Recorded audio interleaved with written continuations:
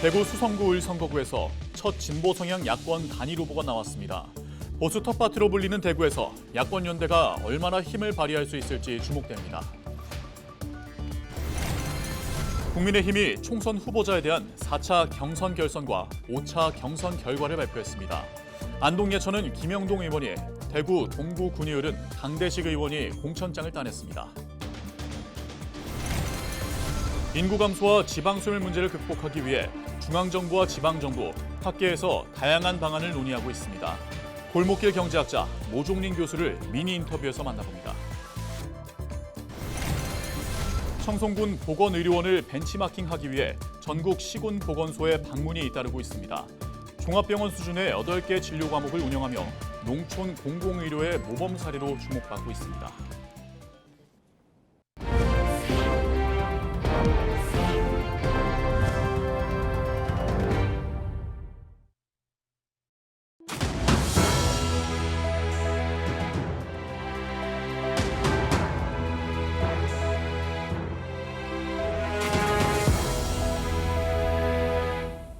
시청자 여러분 안녕하십니까? 헬로티비 대구 경북 뉴스입니다. 대구 수성구 선거구에서 첫 진보 성향 야권 단일 후보가 나왔습니다. 더불어민주당과 진보당, 새진보연합이 대구에서의 야권 연대를 발표한 이후 첫 사례인데요. 보수 텃밭으로 불리는 대구에서 야권 연대가 얼마나 힘을 발휘할 수 있을까요? 홍하영 기자가 취재했습니다. 수성구 을 선거구에서 진보 성향 3개의 야당 단일 후보로 새진보연합 오준호 예비후보가 결정됐습니다. 지난 6일 대구에서 더불어민주당과 진보당, 새진보연합이 야권 연대를 발표한 데 따른 결과입니다. 오 후보의 기자회견에는 다른 선거구의 민주당 예비후보도 함께하며 연대를 과시했습니다. 대구에서는 그 이전부터 좀 깊은 논의들이 사실 진행되어 와서 변화와 진보에 대한 그런 기대감이 있는 곳이라고 생각합니다. 제가 변화와 진보를 바라는 유권자들의 그런 눈높이에 갑하는 후보로. 수성구 을에서 오준호 후보는 국민의힘에서 공천받은 이인선 현 의원, 조대원 개혁신당 대구시당 위원장, 무소속 박경철 수성미래연구원장과 경쟁하게 됩니다. 수성구 을 지역은 18대 총선에서 무소속 유시민 전 장관이 32%의 득표율을 올렸고 21대 총선에서는 무소속 홍준표 현 대구시장이 미래통합당 후보를 꺾고 당선됐던 지역입니다. 20대 총선에서 더불어민주당 김부겸 후보가 당선됐던 수성구 갑과 더불어 변화가 많은 곳입니다. 야권연대는 대구 지역 12개 선거구 중 11곳에 단일 후보를 세웠습니다. 야권 후보가 2명이었던 동구 군위군 을 선거구에서는 더불어민주당 이승천 예비후보가 한 발 물러서며 진보당 황순규 예비후보가 단일 후보로 나섭니다.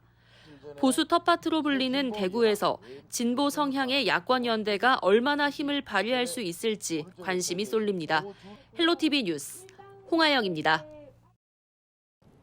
국민의힘이 총선 후보자에 대한 4차 경선 결선과 5차 경선 결과를 발표했습니다. 결선 투표를 치른 안동 예천에서는 현역인 김영동 의원이 공천장을 따냈고 대구 동구 군의을도 현역인 강대식 의원이 승리했습니다. 현역 박형수 의원과 김재원 전 의원이 맞대결을 펼치고 있는 의성 청송 영덕 울진 선거구 경선 결과는 14일 발표될 예정입니다. 청송군 보건의료원을 벤치마킹하기 위한 전국 시군보건소의 방문이 잇따르고 있습니다. 청송군은 지난 2020년 충북 단양군 보건소를 시작으로 경기 가평, 강원 평창, 충남 서천, 구미, 포항 남구, 경북대 보건대학원 등 여러 공공기관이 청송을 방문한 데 이어 최근에는 하동군이 보건의료원 설립을 앞두고 청송군 보건의료원의 운영 상황과 위탁진료 사례를 벤치마킹했다고 밝혔습니다.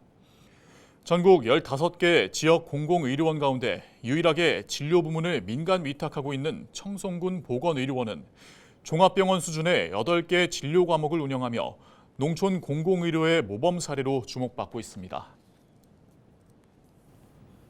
2024 원스톱 기업 지원 박람회가 10일 엑스코에서 개막했습니다.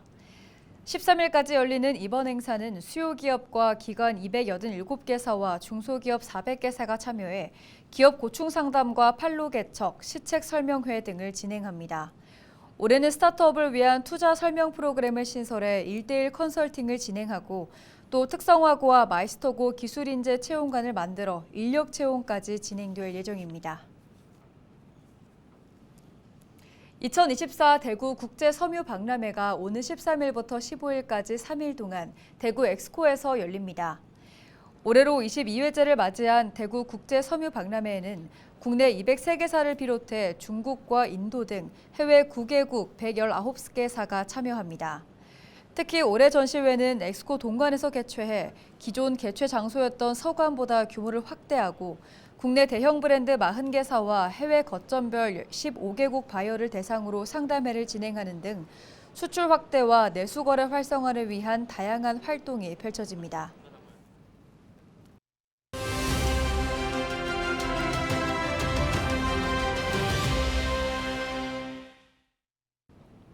인구 감소, 지방 소멸 문제를 극복하기 위해 중앙정부와 지방정부 또 학계에서는 다양한 방안을 논의하고 있습니다. 골목길 경제학자 연세대 모종린 교수는 지방 소멸 극복은 로컬, 즉 지역에서 가치를 찾아야 한다고 말했는데요. 대구 경북이 다른 지역보다 유리하다고도 강조했습니다. 모종린 교수 연결해서 자세한 이야기 나누겠습니다.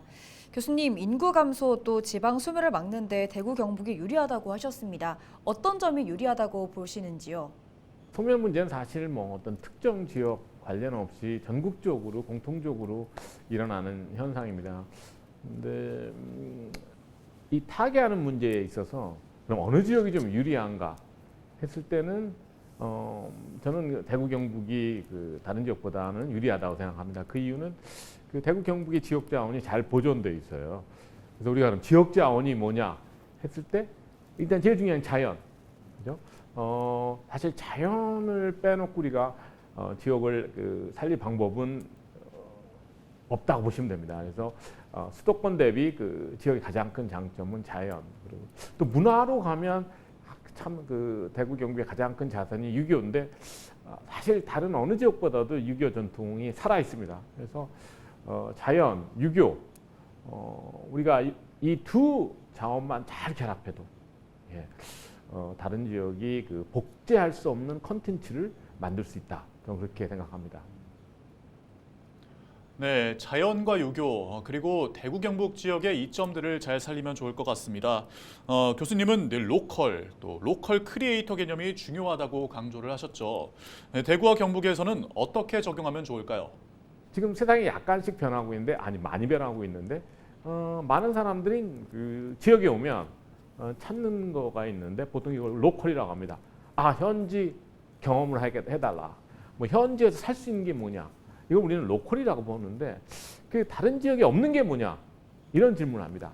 그러면 우리 경북 청년 중에서 최소한 20-30%는 저는 경북 로컬이라고 하는데 경북 지역 산업에서 기회를 찾을 수 있다고 봅니다. 근데 문제는 정부가 아직 지금 준비를 하고 있으나 어떤 전국 산업을 육성할지 아니면 지역 특화 산업을 육성할지 이렇게 두 개 다 해야 되는데 아직 지역 특화 산업이 뭔지 지역이 자체적으로 육성할 수 있는 산업이 뭔지에 대해서 더 고민해야 될 문제입니다. 근데 저는 로컬 크리에이터 산업이라고 부릅니다. 아까 말씀드렸던 자연 그리고 유교 그리고 다른 경북 자원을 활용한 경북만의 콘텐츠라고 하는데요.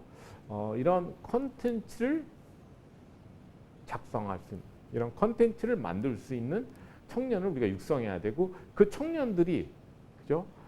기업이 되기 전에 크리에이터가 돼서 다양한 콘텐츠를 만든 다음에 그들 청년 중에서 확장성 있는 청년을 찾아서 우리가 기업화, 산업화해야 된다고 생각합니다. 네, 지역의 특성을 살려서 콘텐츠를 만드는 청년 로컬 크리에이터를 육성하고 또 이를 산업화, 기업화로 이어가야 한다고 하셨는데요. 로컬 크리에이터에 관심이 있는 청년들은 어떤 준비를 하면 좋을까요? 당부의 말씀도 부탁드리겠습니다. 청년들이 어려울 것 같아요. 어른들마다 다른 조언을 해주니까 그래서 좀 혼란스러울 수가 있는데 중심을 잡아야 됩니다. 네, 하나의 기준은 이거예요. 단 하나의 기준은 여러분이 살고 싶은 곳에서 하고 싶은 일을 하셔야 됩니다. 그게 제일 중요한 기준인데 자, 내가 내가 자란 고향에 남아서 그죠? 내가 하고 싶은 일 하겠다. 이렇게 결정하신 분들은 흔들리시면 안 됩니다. 기회는 거기로 간다. 그리고 다른 결정을 하신 분은 또 그에 맞게 준비하시면 되는데 제가 걱정하는 거는 우리 로컬 크리에이터라고 합니다. 그 지역에서 그렇죠. 지역 자원을 활용한 비즈니스를 창업하고 싶은 분들, 이분들을 위한 그 정책도 지금 많이 마련돼 있고 잘 찾으시고 그리고 뭐 주변의 로컬 크리에이터를 관찰하시고 그분들한테 도움을 받으면 네, 좋은 기회를 찾으실 수 있습니다. 그래서 흔들리시지 말라. 이게 저의 당부 말씀입니다. 네, 오늘 말씀 여기까지 듣겠습니다. 지금까지 골목길 경제학자 연세대 모종린 교수와 함께했습니다.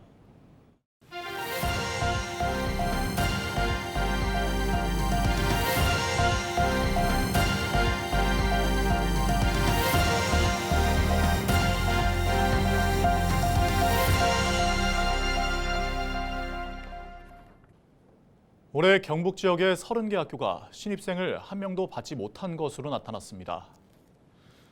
경북교육청에 따르면 2024년 초중고등학교 학급 편성 결과 지역 내 초등학교 28곳과 중학교 2곳의 신입생이 0명이었습니다. 지역별로는 안동 4곳과 영주 3곳, 영양 2곳 등이었습니다. 신입생이 1명인 학교도 초등학교 32곳과 중학교 5곳 등 총 37곳으로 나타났습니다. 경북 바이오 산업연구원이 아파트형 공장에 입주할 기업을 모집합니다. 신청 자격은 유해물질 배출 업종을 제외한 바이오 관련 업체와 연구소, 예비 창업자 등으로 벤처기업 인증, 특허 보유, 장애인 기업은 우대합니다. 아파트형 공장은 경북 바이오 일반 산업단지 내에 위치해 있어 임대 시에 공장 등록이 가능하고 우수 제품 제조시설, GMP, 해썹 등 인증을 갖추고 있어 바이오 분야 중소기업 육성 전주기 지원을 받을 수 있습니다. 임대 가격은 제곱미터당 월 6,655원으로 연구원 구축 장비 사용료 감면 혜택과 실험실, 회의실 등을 공동 이용할 수 있습니다. 입주를 원하는 기업은 이달 22일까지 신청하면 됩니다. 영주시가 오는 29일까지 전통시장 빈점포 창업 지원 사업 참여자를 모집합니다. 이 사업은 창업을 희망하는 젊은 예비 창업자를 지원하고 전통시장에 활기를 더하기 위한 것으로 기존 상인들과 더불어 발전할 수 있는 업종이어야 합니다. 지원 대상은 49세 이하의 창업 희망자로 대상자로 선정되면 최대 2천만 원의 창업 지원금을 비롯해 3년간 월 최대 30만 원의 점포 임차료를 지원받을 수 있습니다. 영주시는 경험이 부족한 예비 창업자를 위해 전문가 멘토링과 공동 판매 행사 등을 병행할 방침이라고 밝혔습니다. 문경시가 영신 지하차도와 중앙 지하차도 양방향에 차량 진입 차단 시설을 설치했습니다. 이는 집중호우로 인해 지하차도가 침수될 경우 인명피해를 예방하기 위한 것으로 사업비 7억 2천만 원이 투입됐습니다. 해당 시설은 지하차도 수위가 일정 수준 이상으로 높아지면 수위계의 센서를 통해 자동으로 지하차도 진입 금지를 알리게 되며 휴대전화로도 원격 제어할 수 있어서 비상시 신속한 통행 차단이 가능합니다. 영천시가 농촌 일손 부족 문제를 해결하기 위해 농촌 인력 지원센터를 운영합니다. 인근 도시와 영천 지역 인력을 확보해 인력 수요가 많은 농가에 공급한다는 계획입니다. 농촌 인력지원센터는 참여자들에게 교통비와 수당, 또 단체 상해보험 가입 혜택 등을 지원합니다. 청도군 뭉쳐야 산다 돌봄 프로젝트가 경상북도의 저출생 대응 프로그램 공모 사업에 선정됐습니다. 저출생 대응 프로그램 공모는 경상북도가 시군 주도 맞춤형 사업 발굴을 유도해 저출생 문제에 선제적으로 대응하기 위한 사업입니다. 뭉쳐야 산다 돌봄 프로젝트는 마을 배움터 등 뭉침 거점을 중심으로 자생 육아 돌봄 공동체를 운영하는 프로그램입니다.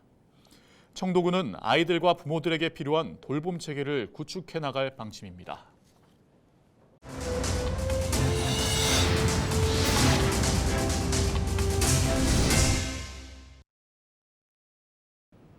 이상으로 뉴스를 마칩니다. 저희는 언제나 지역민 여러분과 함께합니다. 시청해주신 여러분 고맙습니다.